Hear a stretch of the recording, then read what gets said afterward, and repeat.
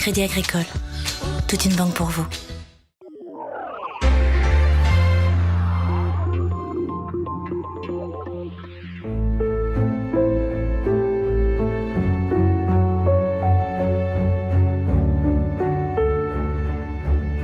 Aujourd'hui, j'ai la chance de venir à la Tania pour présenter un film qui correspond en fait à un tour du monde inédit que j'ai réalisé entre 2013 et 2015.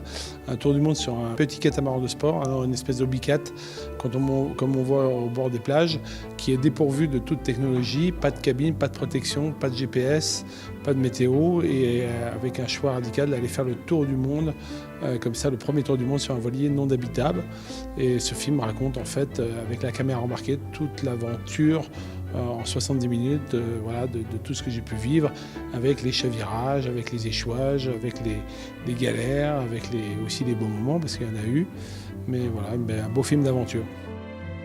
En 80, il n'y avait pas de technologie, pas de météo, pas d'informatique à tout va, pas de tout simple, la navigation à l'époque. Et j'ai eu envie de revivre sur ces traces-là. Moi qui ai eu la chance dans la 25 ans de compétition de regoûter à toute la technologie, l'informatique, la progression de ces 30 dernières années. Et la technologie a fait du bien à la voile, mais en même temps j'avais envie de revivre des choses, des fondamentaux, des navigations à l'ancienne, assez épurées. C'est vrai que c'est un tel bonheur quand tu découvres ta côte et que tu te navigues comme ça juste au soleil et aux étoiles. Voilà, tout d'un coup, tu comprends comment nos ancêtres ont découvert le monde.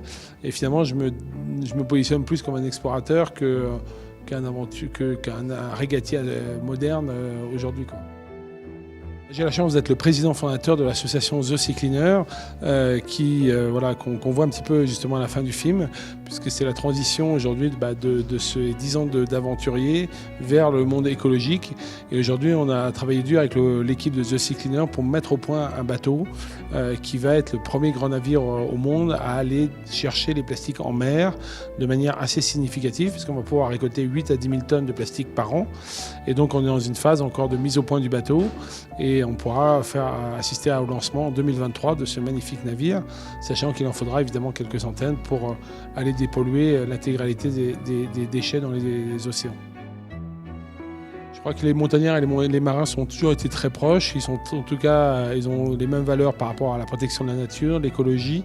Et c'est vrai que quand on touche les montagnards, on voit bien qu'il y a une sensibilité. Aujourd'hui, tous ces montagnards font attention à leur montagne, tout comme nous, on doit faire attention à nos océans.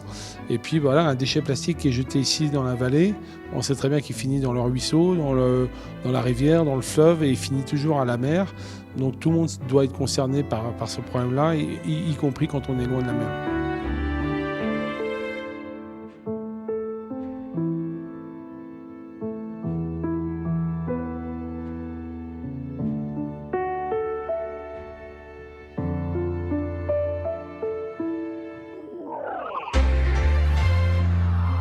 C'était votre reportage Savoie News avec le Crédit Agricole des Savoies.